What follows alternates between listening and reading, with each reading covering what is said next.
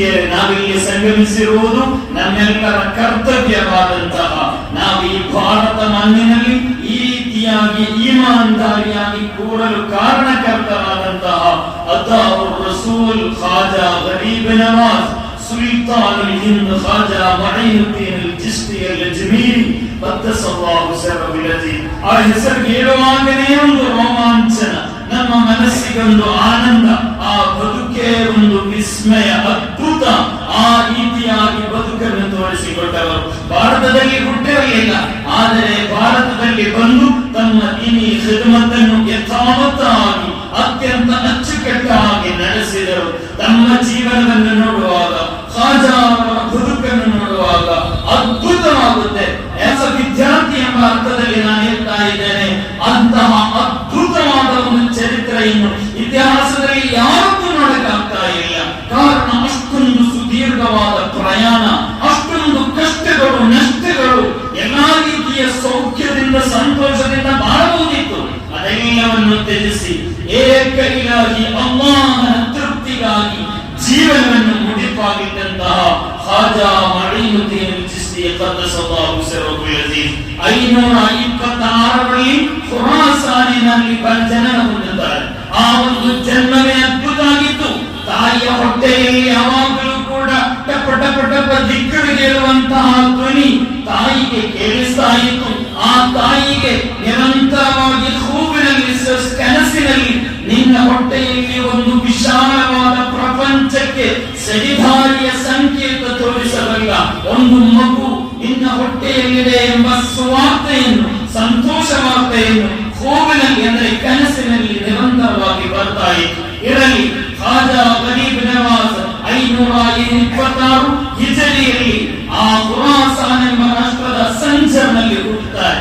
ಆ ಊರಿನಲ್ಲಿ ಹುಟ್ಟಿದಂತಹ ಖಾಜಾ ಅವರು ತಮ್ಮ 14ನೇ ವಯಸ್ಸಿನಲ್ಲಿ ತನ್ನ ಪ್ರೀತಿಯ ತಂದೆಯನ್ನು ಕಳೆದುಕೊಳ್ಳುತ್ತಾರೆ. ಅಂದರೆ ಅವರ ಪ್ರೀತಿಯ ತಂದೆ ರಿಯಾಸುದ್ದೀನ್ ಎಂಬ ದೊಡ್ಡ ಧರ್ಮಿಷ್ಠನಾಗಿದ್ದ, ಒಳ್ಳೆ ವಿವಾದ ಮಾಡ್ತಾ ಇದ್ದ, ಎಲ್ಲರಿಗೂ ಕೂಡ ಬೇಕಾದವರಾಗಿದ್ದ, ಒಳ್ಳೆ ರೀತಿಯಲ್ಲಿ ಅಲ್ಲಾಹನ ಆರಾಧನೆಯಲ್ಲಿ ತಮ್ಮ ಸಮಯವನ್ನು ಕಳೆದಂತಹ ಖಾಜಾ ಅವರ ತಂದೆ ರಿಯಾಸುದ್ದೀನ್ 14ನೇ ವರ್ಷದಲ್ಲಿ ವಫಾತ್ ಆಗ್ತಾರೆ.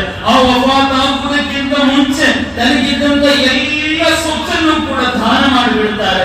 ಕೊನೆಗೆ ಒಂದೇ ಒಂದು ತೋಟ ಮಾತ್ರ ತನ್ನ ಪ್ರೀತಿಯ ಮಗನಾದಂತಹ ಖಾಜಾ ಮঈನುದ್ದೀನ್ ಅಲ್ ಚಿಶ್ತಿ ರಲಿಯಲ್ಲಾಹು ಅನ್ಹು ಅವರಿಗೆ ಮೀಸಲಿಡುತ್ತಾರೆ. ಅಂದರೆ ಎಲ್ಲವನ್ನೂ ಕೂಡ ದಾನ ಮಾಡಿ ಒಂದನ್ನು ಮಾತ್ರ ಉಳಿಸ್ತಾ ಇದ್ದಾರೆ. ಕಾರಣ ನನ್ನ ನಂತರ ಮಗನಿಗೆ ಸಿಗಬೇಕು ಎಂಬ ಉದ್ದೇಶದಿಂದ. ನನ್ನ ಪ್ರೀತಿಯೇ 1 ವರ್ಷ ಆಗುವಷ್ಟರಲ್ಲಿ ಅವರ ತಾಯಿ ಕೂಡ ಇಂತೆಕಾಲ್ ಆಗುತ್ತೆ, ವಫಾತ್ ಆಗುತ್ತೆ. ಅವರ ತಾಯಿ ಮಾಹಿನೋ ಎಂಬ ಪ್ರೀತಿಯ ತಾಯಿ ಕೂಡ ಇಂತೆಕಾಲ್ ಆದ ನಂತರ ಆ ಖಾಜಾ ರಲಿಯಲ್ಲಾಹು ಅನ್ಹು ತನಗೆ ಸಿಕ್ಕಿದಂತ ತಂದೆಯಿಂದ ಸಿಕ್ಕಿದಂತಹ ಆ ದ್ರಾಕ್ಷಿಯ ತೋಟವನ್ನು ನಡೆಸ್ತಾ ಇದ್ದರು. ಆ ದ್ರಾಕ್ಷಿಯ ತೋಟದಲ್ಲಿ ತಮ್ಮ ಸೇವೆಗಳನ್ನು ಮಾಡಿ ಅದರಿಂದ ಬರುವ ಫಸಲಿನಿಂದ ತಮ್ಮ ಬದುಕನ್ನು ಮುನ್ನಡೆಸ್ತಾ ಇದ್ದರು, ತಮ್ಮ ಕುಟುಂಬವನ್ನು ನೋಡುತ್ತಾ ಇದ್ದರು. ಒಂದು ದಿನ ಈ ರೀತಿ ತನ್ನ ತೋಟದಲ್ಲಿ ತನ್ನ ಕೆಲಸವನ್ನು ಮಾಡುತ್ತಾ ಇರುವಾಗ ಖಾಜಾ ಅವರ ಸನ್ನಿಧಿಗೆ ಒಬ್ಬ ಮನುಷ್ಯ ನಡೆದುಕೊಂಡು ಬರ್ತಾ ಇದ್ದಾನೆ. ಆ ಮನುಷ್ಯ ನಡೆದುಕೊಂಡು ಹತ್ತಿರ ಬಂದು ಅಲ್ಲಿ ಕೂರ್ತಾ ಇದ್ದಾನೆ. ಆ ಕೂರುವಾಗ ಆತಿಥ್ಯ ಮರ್ಯಾದೆಯೊಂದಿಗೆ ಅವರನ್ನು ಸ್ವೀಕರಿಸಿ ಅಲ್ಲಿ ಕುಳ್ಳಿರಿಸಿಕೊಡ್ತಾರೆ. ಅಲ್ಲಿ ಕೂರಿಸಿ ಅವರಿಗೆ ತಮ್ಮ ತೋಟದಿಂದ ದ್ರಾಕ್ಷಿಯನ್ನು ಅವರಿಗೆ ಕೊಡ್ತಾರೆ. ಹಲಾಲಾದ, ಪ್ಯೂರ್ ಹಲಾಲಾದ, ಒಳ್ಳೆ ದುಡಿಮೆಯ ಫಲವಾದ ದ್ರಾಕ್ಷಿಯನ್ನು ಆ ಮನುಷ್ಯ ಒಳ್ಳೆ ರೀತಿಯಲ್ಲಿ ತಿನ್ನುತ್ತಾ ನಂತರ ಆ ಮನುಷ್ಯನ ಬಗ್ಗೆ ನೋಡುವಾಗ ಅವರು ಅಲ್ಲಾಹನ ಮಾರ್ಗದಲ್ಲಿ ಇಲಾಹಿ ತೃಪ್ತಿಯನ್ನು ಪಡೆದಂತಹ ದೊಡ್ಡ ವಲಿಯಾಗಿದ್ದರು.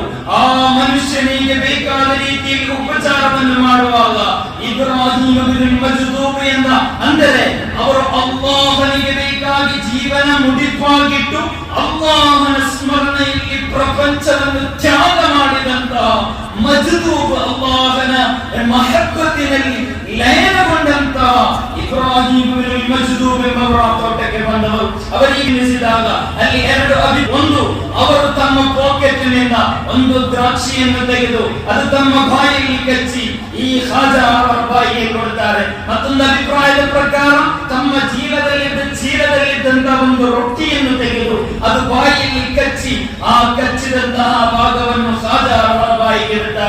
ಅಲ್ಲಿ ಬದಲಾಯಿತು. ಹುಜೂರ್ ಸಲ್ಲಲ್ಲಾಹು ಅಲೈಹಿ ವಸಲ್ಲಂ ಹೇಳಿದಂತೆ ಸೂರುಲ್ ಮುಅ್ಮಿನ್ ಶಿಫಾ ಅಂದರೆ rest of the mu'min baraka, there will be baraka ಅಂದರೆ ಹುಜೂರ್ ಸಲ್ಲಲ್ಲಾಹು ಅಲೈಹಿ ವಸಲ್ಲಂ ಹೇಳಿದ್ದಾರೆ ಮುಅ್ಮಿನಿನ ಬಾಕಿ ಶಿಫಾ ಆಗಿದೆ ಎಂದು. ಇದು ಬಹಳ ಪುಣ್ಯವಾದಂತಹ ವಿಷಯ.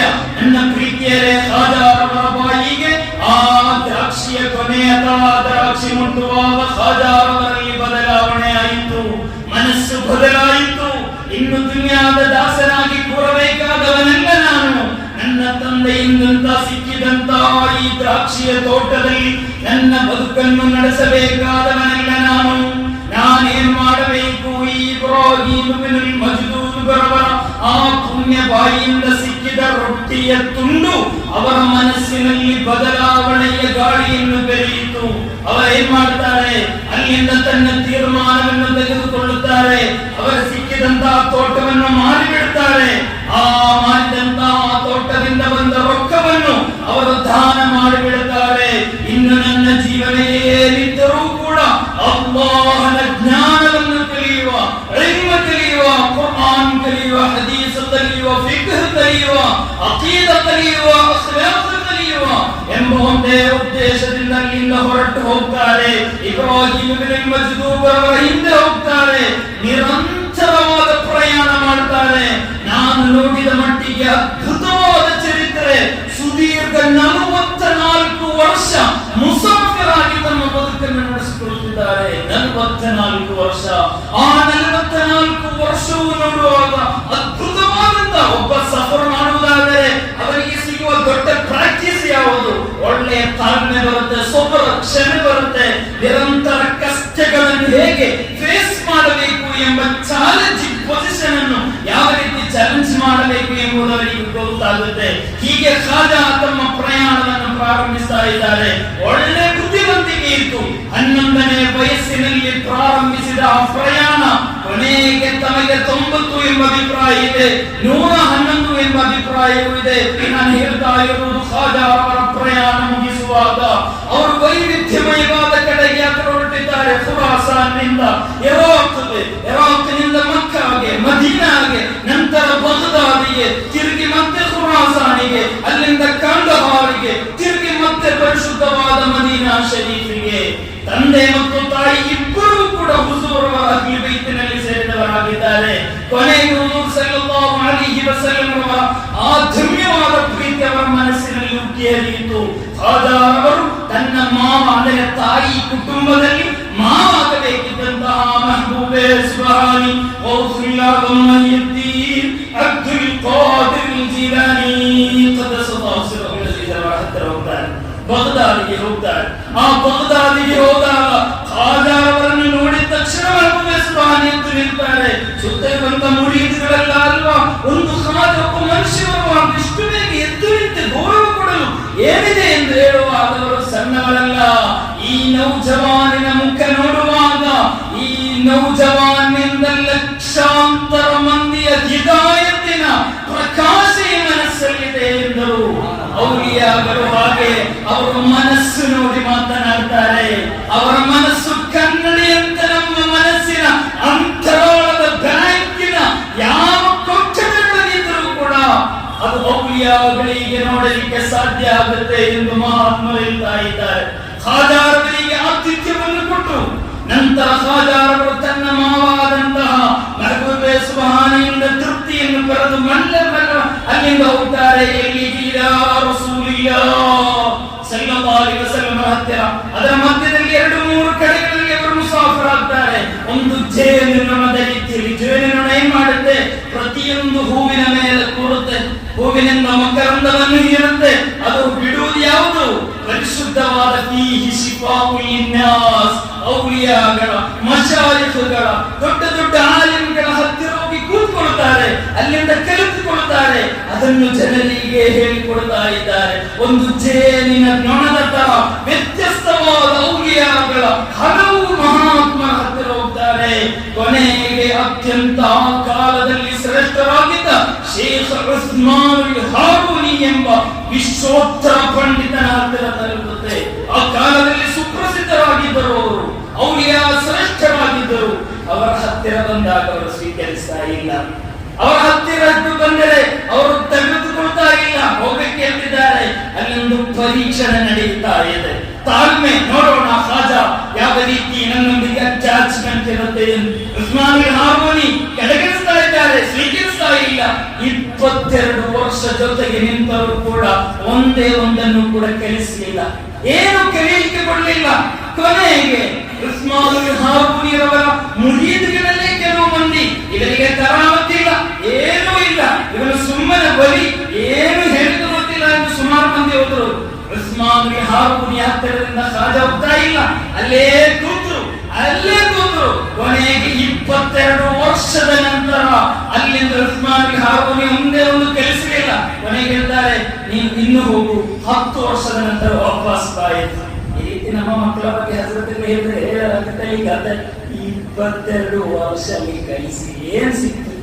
ಖಾಜಾ ಸುಮ್ಮನಿರಲಿಲ್ಲ. ಖಾಜಾ ತನ್ನ ಶೇಖ್ ಉಸ್ಮಾನ್ ಹಾರೂನಿ ಹೇಳಿದ್ರೆ ಅದೊಂದು ದೊಡ್ಡ ಲಕ್ಷಣ ಎಂದು ಹೇಳಿ ಹೋಗ್ತಾರೆ. ಮತ್ತೆ ಖುರಾಸಾನಿಗೆ, ಮತ್ತೆ ಇರಾಕ್ಗೆ, ಮತ್ತೆ ಮಕ್ಕಾಗೆ, ವ್ಯತ್ಯಸ್ತವಾದ ಸುಮಾರು ಸ್ಥಳಗಳ ಹೆಸರು ನಾನು ಇಲ್ಲಿ ಬರೆದಿದ್ದೇನೆ. ಎಲ್ಲ ಕಡೆ ಹೋಗ್ತಾರೆ, ಕುರ್ಆನ್ ಕಂಠಪಾಠ ಮಾಡ್ತಾರೆ, ಹದೀಸ್ ಕಲಿತಾರೆ. ಈ ರೀತಿ ನಿರಂತರವಾದ ಅಧ್ಯಯನ, ಅದರ ಜೊತೆಯಲ್ಲೇ ಉಸ್ಮಾನ್ ಹಾರೂನಿಯವರ ಹತ್ತಿರಕ್ಕೆ 10 ವರ್ಷದ ನಂತರ ವಾಪಸ್ ಬರ್ತಾರೆ. 10 ವರ್ಷದ ನಂತರ ವಾಪಸ್ ಬಂದಾಗ ಅವರು ಸ್ವೀಕಾರ ಮಾಡ್ತಾರೆ, ಕಬೂಲ್ ಮಾಡ್ತಾರೆ. ಅವರನ್ನು ಕರೆದುಕೊಂಡು ಮಕ್ಕಾಗೆ ಹೋಗಿ ಅಲ್ಲಿ ಹಜ್ಜನ್ನು ನಿರ್ವಹಿಸಿ ಅಲ್ಲಿಂದ ಮದೀನಾಗೆ ಹೋಗ್ತಾರೆ. ಯಾವೊಬ್ಬ ಮುಅ್ಮಿನಿನ ಜೀವನದ ದೊಡ್ಡ ಅಭಿಲಾಷೆ ಯಾವುದು ಅಂದರೆ ಅದು ಹಜರತ್ ಮುಹಮ್ಮದ್ ರಸೂಲುಲ್ಲಾಹ್ ಸಲ್ಲಲ್ಲಾಹು ಅಲೈಹಿ ವಸಲ್ಲಂ ಅವರ ಗುಂಬದೆ ಖಬರಾಯಿನ ಮುಂದುಗಡೆ ನಿಂತು ಅಸ್ಸಲಾತು ವಸ್ಸಲಾಮು ಅಲೈಕ ಯಾ ಸಯ್ಯಿದಿ ಯಾ ರಸೂಲುಲ್ಲಾಹ್ ಎಂದು ಹೇಳಲು ಆಸೆ ಇಲ್ಲದ ಯಾವೊಬ್ಬ ಮುಅ್ಮಿನಿ ಪ್ರಪಂಚದಲ್ಲಿದ್ದಾನೆ. ಅದೇ ರೀತಿ ಖಾಜಾರ ಮನಸ್ಸಿಗೂ ಬಂತು. ಉಸ್ಮಾನ್ ಹಾರೂನಿ ಅವರ ಜೊತೆಯಲ್ಲಿ ಮದೀನಾಗೆ ಹೋದಾಗ ಮದೀನಾದಿಂದ ಅಸ್ಸಲಾಮು ಅಲೈಕ ಯಾ ರಸೂಲಲ್ಲಾಹ್ ಎಂದು ಹೇಳುವಾಗ ಅಲೈಕುಮುಸ್ ಸಲಾಮ್ ಜವಾಬ್ ಕೇಳ್ತಾರೆ. ಅಲ್ಲಿಂದ ಮತ್ತೆ ಅದರ ಒಳಗೆ ಹೋಗುವಾಗ ಅಂತ ಅತಾವು ರಸೂಲ್, ನೀನು ಭಾರತ ಎಂಬ ಪ್ರದೇಶಕ್ಕೆ ಹೋಗಬೇಕು. ಆ ದೇಶದ ಆ ಸುಲ್ತಾನಿನ ತಾಜ್ ಕಿರೀಟವನ್ನು ನಿನ್ನ ತಲೆಯ ಮೇಲೆ ನಾನು ಇಡ್ತಾ ಇದ್ದೇನೆ ಎಂದು ಹೇಳ್ತಾರೆ. ಆ ಮದೀನಾದಿಂದ ಸಮ್ಮತಿ ಸಿಕ್ಕಿದಾಗ ಹುಜೂರ್ ಸಲ್ಲಲ್ಲಾಹು ಅಲೈಹಿ ವಸಲ್ಲಂ ಅವರ ಪರ್ಮಿಷನ್ ತಗೊಂಡು ಸೀದಾ ಹಾರೂನಿಯವರ ಜೊತೆಯಲ್ಲಿ ಮತ್ತೆ ಮಾವ ಬಗ್ದಾದಿನಲ್ಲಿದ್ದಾರೆ, ಅಲ್ಲಿಗೆ ಹೋಗ್ತಾರೆ. ಮೆಹಬೂಬೆ ಸುಬ್ಹಾನಿ ಹತ್ತಿರ. ಮೆಹಬೂಬೆ ಸುಬ್ಹಾನಿ ಅಂದ್ರೆ ಗೊತ್ತಲ್ವಾ, ಇಲ್ಮಿನ ಜ್ಞಾನದ ಸಾಗರ. ಅವರ ಫತುಹುಲ್ ಗಯೂಬ್ ಮಾತ್ರ ಸಾಕು, ಹುನ್ಯ ಕಿತಾಬ್ ಮಾತ್ರ ಸಾಕು. ನನ್ನ ಬಯಾನ್ ಕೇಳಿ ಎಷ್ಟು ಮಂದಿ ಒಳ್ಳೆಯವನಾಗಿದ್ದಾರೆ. ಮೆಹಬೂಬೆ ಸುಬ್ಹಾನಿಯ ಬಯಾನ್ ಕೇಳುವಾಗ 70 ಮಂದಿ ಸಾಯ್ತಾ ಇದ್ದಾರೆ. ಅಂದ್ರೆ ಟಿಸು ಅಂತ ಮಾಡಿಸಿದ್ರು ಅಂತ ಅಲ್ಲ ಅದರ ಅರ್ಥ. ಅಲ್ಲಾಹನ ಸ್ಮರಣೆಯಲ್ಲಿ ಲಯನ ಮಾಡಿ ಇಲ್ಲೇ ನನಗೆ ಬರಲು ಸಾಕು ಎಂಬ ರೀತಿಯಾದಂತಹ ಬಯಾನ್ಗಳು, ಹೃದಯವನ್ನು ಕೆಂಡಾದ ಹೃದಯವನ್ನು ಮಂಜಾಗಿ ಕರಗಿಸುವಂತಹ ಬಯಾನ್ಗಳು. ಆ ಮೆಹಬೂಬೆ ಸುಬ್ಹಾನಿ ಹತ್ತಿರ ಖಾಜಾ ಹೋಗ್ತಾರೆ. ಖಾಜಾ ಅಂದ್ರೆ ಸಂಗೀತ ಪ್ರಿಯರು. ಇವತ್ತಿಗೂ ಕೂಡ ಅಜ್ಮೀರದಲ್ಲಿ ಕವ್ವಾಲಿ ನೋಡಬಹುದು. ಅಲ್ಲಿಂದನೇ ಕವ್ವಾಲಿಗೆ ಹೆಚ್ಚು ಫೇಮಸ್ ಆಗಿರುವುದು ಕವ್ವಾಲಿ, ಹೌದಲ್ವ? ಆ ಕವ್ವಾಲಿಯನ್ನು ಬಹಳ ಇಷ್ಟಪಡ್ತಾರೆ ಖಾಜಾ. ಖಾಜಾ ಸಂಗೀತ ಪ್ರೇಮದಲ್ಲಿ ಇಷ್ಟ, ಅಲ್ಲಾಹನ ಇಷ್ಟ. ಎಲ್ಲ ಸಂಗೀತವೂ ಕೂಡ ಹಲಾಲ್ ಎಂದು ಹೇಳ್ತಾ ಇಲ್ಲ, ಅದರ ಮಧ್ಯದಲ್ಲಿ ಇರುವಂತ ಎಲ್ಲಾ ಕವಾಲಿಗಳು ಚಲವಂತೂ ಇರ್ತಾ ಇಲ್ಲ. ವಿಶೇಷವಾಗಿ ಉತ್ತರ ಕರ್ನಾಟಕದಲ್ಲಿ ಬಿಜಾಪುರ ಸುಲ್ತಾನೇತಿನ ಕಾಲದಲ್ಲಿ ಹಲವಾರು ಶೀತಿ ಆಶಯಗಳಿರುವಂತಹ ಕವಾಲಿಗಳು ಬಂದು ಬಿಟ್ಟಿದೆ. ಎಲ್ಲ ಕವಾಲಿಗಳು ಚಲೋ ಎಂದು ಹೇಳಬಾರದು. ಶೀತಿ ಆಶಯಗಳು ತುಂಬಿ ಹಲವು ರೀತಿಯಲ್ಲೂ ಕೂಡ ಬಹಳ ಅಪಘಾತವನ್ನು ಸೃಷ್ಟಿಸುವ ಎಚ್ಚರಿಕೆಯಿಂದ ಕೇಳಬೇಕಾದ ಕವಾಲಿಗಳಿವೆ. ಅದಿರಲಿ, ಅದು ಮತ್ತೊಂದು ವಿಚಾರ. ಆ ಖಾಜಾರವರು ಎಲ್ಲಿಗೆ ಹೋಗ್ತಿದ್ದಾರೆ?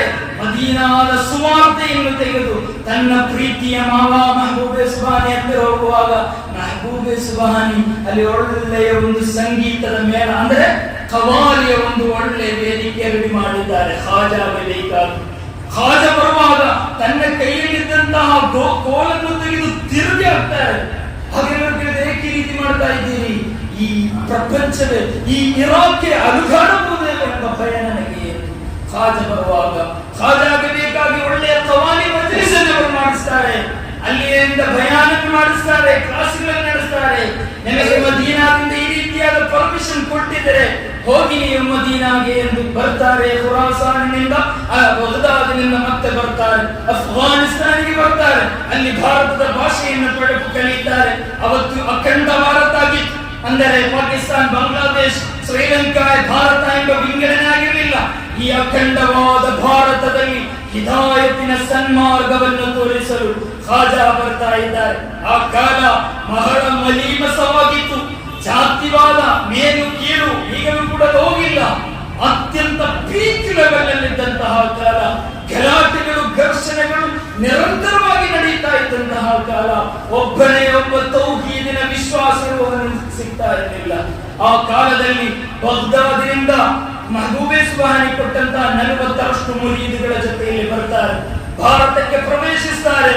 ಖಾಜಾ ಅವರ ಸೌಂದರ್ಯ ಪೂರ್ಣವಾದ ಬದುಕು ನಾವು ತಿಳ್ಕೊಳ್ಬೇಕು. ಮಹಾತ್ಮರ ಸ್ಮರಣೆ, ಕತೆ ಕೇಳುವುದಲ್ಲ, ಹಿಸ್ಟರಿ ಮೆಲುಕು ಹಾಕುವುದಲ್ಲ. ನಮಗೆ ಒಂದು ಪ್ರತಿಜ್ಞೆಯನ್ನು ಇಲ್ಲಿ ತೆಗೆದುಕೊಳ್ಳಬೇಕಿದೆ. ಹಲವಾರು ಹಿಸ್ಟೋರಿಯನ್ಗಳು ಎಂಬ ಹೆಸರಿನಲ್ಲಿ ಚರಿತ್ರೆಯನ್ನು ಸುಳ್ಳಿನ ಕನ್ನಡಕದ ಮೂಲಕ ಕೇಳಿ ಬಿತ್ತಿಸುವಂತಹ ಹಲವಾರು ಕುತಂತ್ರವಾದಿಗಳು ನಮ್ಮ ರಾಜ್ಯಗಳಲ್ಲಿ ಹಾರಾಡುತ್ತಿರುವಾಗ ಹೇಳಬೇಕಾಗಿರುವುದು, ಇಸ್ಲಾಂ ಖಡ್ಗದಿಂದ ಪ್ರಚಾರವಾದ ಧರ್ಮ ಅಲ್ಲ.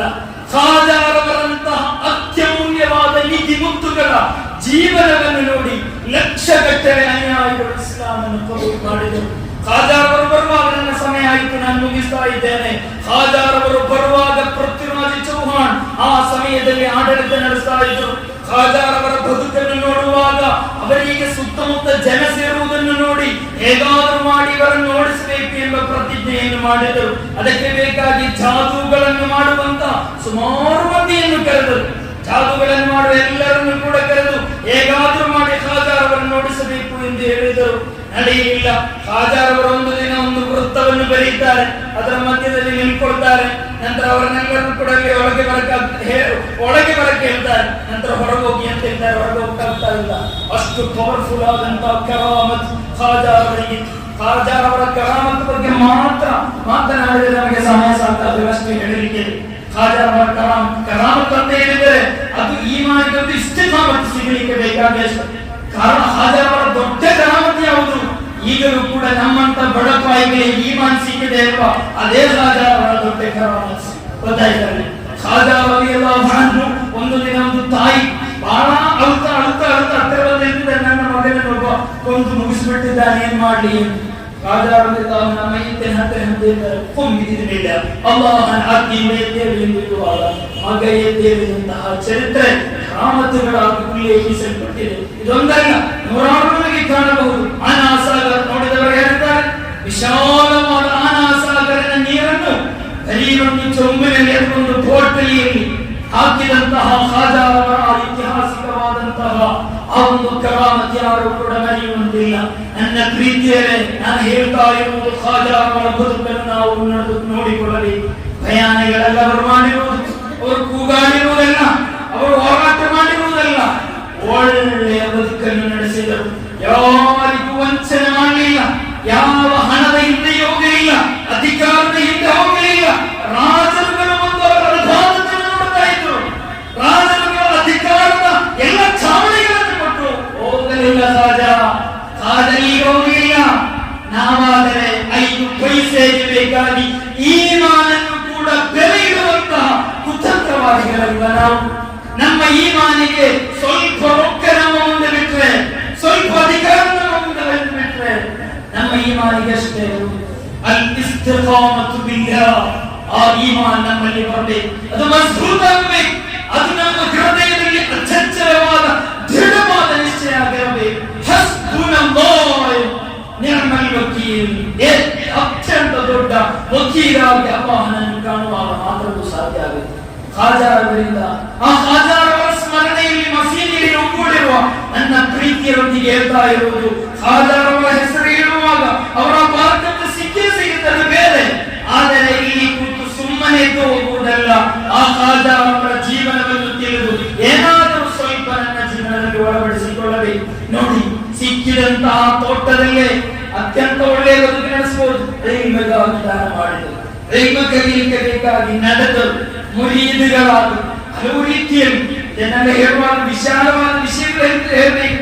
ಹಲವು ಕರಾಮತ್ತಿನ ಹೆಸರಿನಲ್ಲಿ ಚೂಷಣ ನಡೀತಾ ಇದೆ. ವಲಿಗಳು ಎಂಬ ಹೆಸರಿನಲ್ಲಿ ಎಲ್ಲ ವಲಿಗಳು ವಲಿಗಳಲ್ಲ. ಅದು ಕೂಡ ಹೇಳ್ತಾ ಇದೆ, ನೀವು ನನ್ನನ್ನು ಬೈದರೂ ಪರವಾಗಿಲ್ಲ, ಸುಮಾರು ಮಂದಿ ವಲಿಗಳು ಹುಟ್ಟುವ ಕಾಲ ವಲಿಗಳನ್ನು ತಿಳಿಬೇಕು ಅಂದ್ರೆ ವಲಿಯಾಗಿರಬೇಕು. ಸುಮ್ಮನೆ ವಲಿ ಅಂತ ಹೇಳಿದ್ರೆ ಸಾಕು.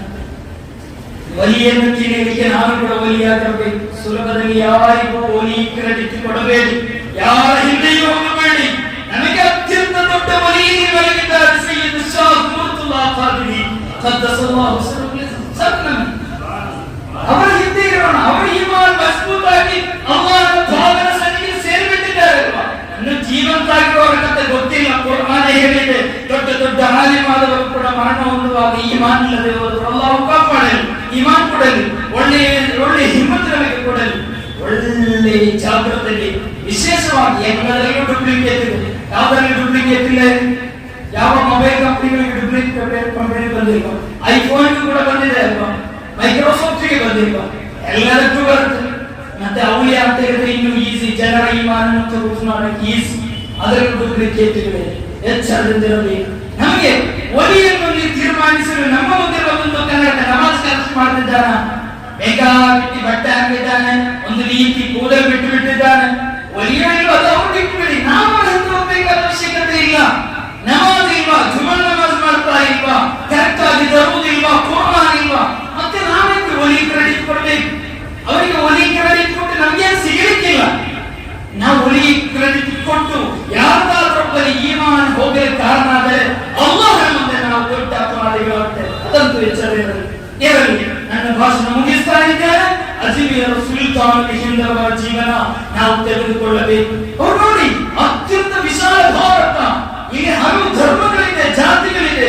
ಆ ಜಾತಿಯ ಧರ್ಮಗಳ ಮಧ್ಯೆ ಅವರು ಬಂದು ನಿಂತಾಗ ಹಜರತ್ ಬಖ್ತಿಯಾರ್ ಕಾಕಿ ದಹಲವಿ ನಮ್ಮ ಕುತುಬ್ ಮಿನಾರ್ ಇದೆ ಅಲ್ವಾ, ಅದರ ಪಕ್ಕದಲ್ಲಿ ಹೆಚ್ಚು ಮಂದಿ ಕುತುಬ್ ಮಿನಾರ್ ನೋಡ್ತಾರೆ. ಪಕ್ಕದಲ್ಲಿ ಇರುವಂತಹ ಬಖ್ತಿಯಾರ್ ಕಾಕಿ ದಹಲವಿ ಅವರು ಕರ್ಗಸಿಯಾತ್ ಮಾಡಲ್ಲ. ಬಖ್ತಿಯಾರ್ ಕಾಕಿ ದಹಲವಿ ಏನೋ ಮಾನವರನ್ನು ತಮ್ಮ ಪ್ರತಿನಿಧಿಯಾಗಿ ದೆಹಲಿಯಲ್ಲಿ ನಿಲ್ಲಿಸಿರುವುದು ಖಾಜಾ. ಆ ಬಖ್ತಿಯಾರ್ ಕಾಕಿ ದಹಲವಿ ಖಾಜಾ ಅವರ ಬಗ್ಗೆ ಹೇಳ್ತಾ ಇದ್ದಾರೆ, 22 ವರ್ಷಗಳನ್ನು ನಾನು ನೋಡಿದ್ದೇನೆ ಸೂಕ್ಷ್ಮವಾಗಿ. ಒಂದೇ ಒಂದು ಬಾರಿ ಕೋಪ ಮಾಡಿಲ್ಲ, ಒಂದೇ ಒಂದು ಬಾರಿ ಕೋಪ ಇಳಿದು ನಾನು ನೋಡಿಲ್ಲ. ನಂದು ಒಂದು ವಾರದ ಮಾತ್ರ ನೋಡಿದ್ದೇವೆ ಸಾಕು. ಎಷ್ಟು ಸತಿ ಕೋಪ ಮಾಡ್ತೇವೆ? ನಾನು ಸ್ವಲ್ಪ ಪವರ್ ಇದೆ ಸಾಕು. ಈಗ ನನ್ನ ಮಕ್ಕಳ ಮೇಲೆ, ಇವರ ಮೇಲೆ ನನಗೆ ಪವರ್ ಇದೆ. ನಾನು ಎಷ್ಟು ಸತಿ ಕೋಪ ಮಾಡ್ತೇನೆ? ಸ್ವಲ್ಪ ಪವರ್ ಇದ್ರೆ ಸಾಕು. ಪವರ್ ಬಲ್ಲಿ ವರ್ಕೌಟ್ ಆಗಿದೆ. ಆ ರೀತಿ ಇರಬಾರ್ದು, ಸುಳ್ಳು ಹೇಳಬಾರ್ದು. ಒಳ್ಳೆ ನಮಾಜ್ ಖಾಜಾರವರು ರಂಜಾನ್ ತಿಂಗಳಲ್ಲಿ ಮಾತ್ರ ಅಲ್ಲ, 72 ವರ್ಷ ಕಂಪ್ಲೀಟ್ ಆಗಿ ರೋಜೆ ಹಿಡಿದಿದ್ದಾರೆ. ನಮಗೆ ರಂಜಾನ್ 31 ಪಡೆಯಲಾದ್ಮೇಲೆ ಮಾತ್ರ, ಇನ್ನು ಕೆಲವೊಬ್ಬರು ಜಂಗೆ ಬದಲಾಗಿಲ್ಲ ಮಾತ್ರ, ಅಷ್ಟರಲ್ಲೇ ಮಧ್ಯಾಹ್ನದಲ್ಲಿ ಅವರು ಬಿದ್ದು ಬಿಡ್ತಾರೆ. ಆ ರೀತಿ ಆಗಬಾರ್ದು. ಈ ರಂಜಾನ್ ಆದ್ರೂ ಪೂರ್ತಿ ನೋಡೋಣ ಇನ್ಶಾ ಅಲ್ಲಾಹ್. ಮನೆಯವರಿಗೆ ಹೇಳೋಣ, ಫ್ರೆಂಡ್ಸ್ಗಳಿಗೆ ಹೇಳೋಣ. 72 ವರ್ಷ ರೋಜಾ ಹಿಡ್ಕೊಂಡಿರು, ಒಂದು ದಿನ 2 ಖತ್ಮ ಓದ್ತಾ ಇದ್ರು. ಅಂದ್ರೆ ಕುರ್ಆನ್ ಅಲ್ಹಮ್ದುಲಿಲ್ಲಾಹಿ ರಬ್ಬಿಲ್ ಆಲಮೀನ್ ಎಂಬ ರಬ್ಬಿನಾಸ್ವರೆಗೆ 30 ಪ್ಯಾರ ಒಂದು ದಿನಕ್ಕೆ 2 ಬಾರಿ ಮುಗಿಸ್ತಾ ಇದ್ದಾರೆ. ಒಂದು ವರ್ಷದಲ್ಲಿ ಒಂದ್ಸತಿ ನಾವು ಮಾಡಿದ್ದೇವೆ. ಅಟ್ಲೀಸ್ಟ್ ರಂಜಾನ್ ಒಂದು ತಿಂಗಳಲ್ಲಿ ಒಂದ್ಸತಿ ಮಾಡಿದ್ದೇವೆ. ಮತ್ತೆ ಖಾಜಾ ಅವರನ್ನು ಸ್ಮರಿಸಿ ಪ್ರಯೋಜನ ನಮಗೆ. ಖಾಜಾ ಅವರ ಮಾದರಿಯಾಗಬೇಕು. ಈ ಕಥನ ಪೂರ್ಣಗೊಳ್ಳುವಾಗ ಪ್ರತಿದಿನ ಮಧ್ಯಾಹ್ನಕ್ಕೊಂದು ಮುಗಿಯಿತು, ಬೆಳಿಗ್ಗೆ ಒಂದು ಮುಗಿಯುವಾಗ ಅಶರೀರವಾದ ಧ್ವನಿ, ಖಾಜಾ ನಿಮ್ಮ ಕುರ್ಆನ್ ಅನ್ನು ಕಬೂಲ್ ಮಾಡಿದ್ದೇನೆ ಎಂಬ ಧ್ವನಿ ಕೇಳಿಸ್ತಾ ಇದೆ. ಆ ಖಾಜಾ ಅವರ ಅನ್ಯಾಯಿಗಳು ನಾವು, ಖಾಜಾ ಸುಲ್ತಾನೇಟ್ನಲ್ಲಿರುವಂತಹ ನಾವು. ಯಾರು ಆಡಳಿತ ನಡೆಸುವಾಗಲೂ ರಿಯಲ್ ಸುಲ್ತಾನ್ ಅದು ಖಾಜಾ ಮೊಯಿನುದ್ದೀನ್ ಚಿಶ್ತಿ ಖದ್ದಸಲ್ಲಾಹು ಸಿರ್ರಹು. ನಾನು ಈ ಭಾಷಣ ಮಾಡುವಾಗಲೂ ಯುರೋಪಿಯನ್ ಅಮೆರಿಕನ್ ರಾಷ್ಟ್ರಗಳ ಪ್ರತಿನಿಧಿಗಳು ಭಾರತಕ್ಕೆ ಬಂದರೂ ಕೂಡ ಚಾದರ್ ಇಲ್ಲಿಗೆ ಹೋಗುತ್ತೆ, ಅದು ಅಜ್ಮೀರ್ಗೆ. ಭಾರತದ ಪ್ರಧಾನ ಮಂತ್ರಿಗಳು ನಿರಂತರವಾಗಿ ಬದಲಾಗುತ್ತಾ ಬರಲಿ, ಅಲ್ಲಿ ಚಾದರ್ ಅಜ್ಮೀರ್ ಶರೀಫಿಗೆ ಕೊಡಬೇಕು. ಆ ಅಜ್ಮೀರಿನ ನಿಯಂತ್ರಣ ಇಲ್ಲದೆ ಏನು ಕೂಡ ನಡೆಯಲ್ಲ. ಆದ್ದರಿಂದ ಯಾವುದೋ ಸಂಘಟನೆಗಳ ಪಕ್ಷಗಳ ಹಿಂದೆ ಹೋಗದೆ ನಮಗೆ ಔಲಿಯಾಗಳ ಪಕ್ಷದ ಹಿಂದೆ ಹೋಗೋಣ. ಅದು ಔಲಿಯಾಗಳ ಪಕ್ಷ, ಅದು ನಮ್ಮ ಹತ್ತಿರ ಇರುವ ಪ್ರತಿನಿಧಿ ಸಯ್ಯದ್ ಶಾಹ್ ಮುರ್ತುಜಾ ಖಾದಿರಿ ಖದ್ದಸಲ್ಲಾಹು ನಿರಂತರವಾಗಿ ಅಲ್ಲಿಗೊಂದು ಫಾತಿಹಾ ಓದದೆ ನಾವು ಮರೆಯಬಾರದು. ಕಾರಣ ಸುಲ್ತಾನ್ ಗರೀಬ್ ನವಾಜ್ ಅವರ ಪ್ರತಿನಿಧಿಯಾಗಿದ್ದಾರೆ. ನಮ್ಮ ಮೊದಲಿನಿಂದ ನಮಗೆ ಈಮಾನ್ ಸಿಗಲು ಕಾರಣಕರ್ತರಾದಂತ ಆ ಔಲಿಯಾಗಳ ಸ್ಮರಣೆ ನಿರಂತರವಾಗಿ ನಮ್ಮಲ್ಲಿರಬೇಕು. ಹಾಗಾದ್ರೆ ಮಾತ್ರ ಒಳ್ಳೆಯ ಸುನ್ನಿಯಾಗುವುದು. ಇದು ಸುನ್ನಿ ಅಂತ ಹೇಳಿದ್ರೆ ಸುನ್ನತ್ತು ಇರಲ್ಲ, ನಮಾಜು ಇರಲ್ಲ. ಸುನ್ನತ್ತು ಜಮಾತ್ ನಮಾಜು ಬರಲ್ಲ, ಸುನ್ನತಿ ಏನು ಇರುವುದಿಲ್ಲ. ಆ ರೀತಿ ಆಗಬಾರದು. ಒಳ್ಳೆ ಸುನ್ನಿ ಆಗಲಿ. ಅಲ್ಲಾಹು ತೌಫೀಕ್ ನೀಡಲಿ, ಇಖ್ಲಾಸ್ ಕೊಡಲಿ, ಈಮಾನ್ ಕೊಡಲಿ. ನಮಗೆ ಕೊಟ್ಟಿರೋದು ಅರ್ಧ ತಾಸು, ಅದು ಮುಗಿಯಿತು. ಇನ್ಶಾ ಅಲ್ಲಾಹ್ ಅಲ್ಲಾಹು ಸುಬ್ಹಾನಹು ವ ತಆಲಾ ನಮ್ಮನ್ನೆಲ್ಲರನ್ನು ಕೂಡ ಒಳ್ಳೆ ರೀತಿಯಲ್ಲಿ ಇಲ್ಮನ್ನು ಕಲಿತು ಒಳ್ಳೆ ರೀತಿಯಾದಂತಹ ಜೀವನವನ್ನು ನಡೆಸಿ ಒಳ್ಳೆ ರೀತಿಯಲ್ಲಿ ಬದುಕನ್ನು ಕಟ್ಟಿಕೊಳ್ಳುವಂತಹ ಒಳ್ಳೆ ಮುಸ್ಲಿಮರಲ್ಲಿ ಅಲ್ಲಾಹು ನಮ್ಮನ್ನೆಲ್ಲರನ್ನು ಕೂಡ ಸೇರಿಸಿ ಅನುಗ್ರಹಿಸಲಿ ಎಂದು ಮಾತ್ರ ಹೇಳುತ್ತಾ ಇದರ 633ರಲ್ಲಿ ಖಾಜಾ ವಫಾತ್ ಆಗ್ತಾರೆ. ಆ ಖಾಜಾ ವಫಾತ್ ಆಗುವಂತಹ ಸಂದರ್ಭದಲ್ಲಿ ತಮ್ಮ ಪ್ರೀತಿಯ ಶಿಷ್ಯಂದಿರೊಂದಿಗೆ ಹೇಳ್ತಾ ಇದ್ದಾರೆ, ನಾನು ಹೋಗ್ತಾ ಇದ್ದೇನೆ ಎಂಬ ಆಜ್ಞೆಯನ್ನು ವೇಳೆಯಲ್ಲಿ ಆ ಭಾಷೆಯ ಉಪದೇಶವನ್ನು ಕೊಟ್ಟು ತಮ್ಮ ಎಲ್ಲ ಇಬಾದತನ್ನು ಮುಗಿಸಿ ತನ್ನ ಪ್ರೀತಿಯ ರೂಮಿಗೆ ಹೋಗಿ ಬಾಗಿಲು ಹಾಕ್ತಾ ಇದ್ದಾರೆ.